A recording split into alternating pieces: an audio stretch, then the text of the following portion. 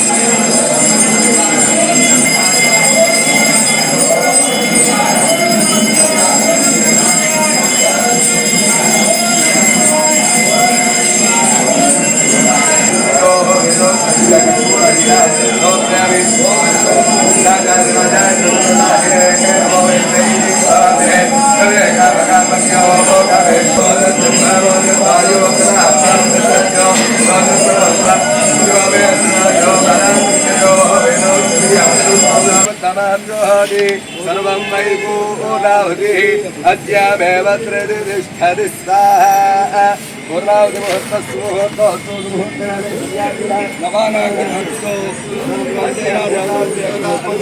सर्वदा सर्वकार्ये परदेवता अनुग्रहेण शीघ्रातिशीघ्रमेव स्थिर व्यापार धनदिनाभिवृद्धिरस्तु राजकीय अभिवृद्धिरस्तु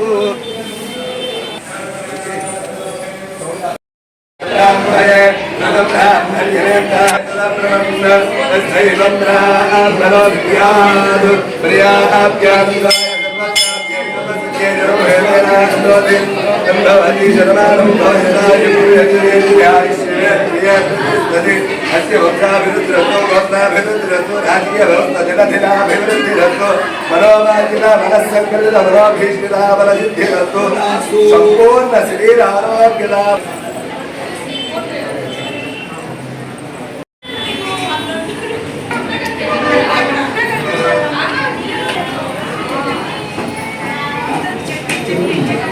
తీసుకొని ब्रह्मा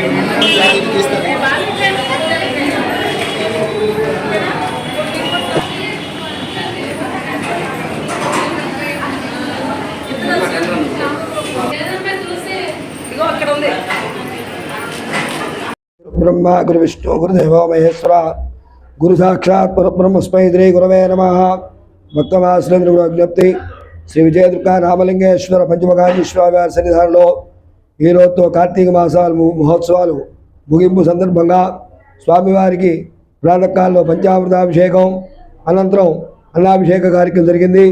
అనంతరం ప్రతి అమావాస్యకి జరిగేటువంటి చండీ హోమం అత్యంత వైభవంగా కార్యక్రమం జరిగింది.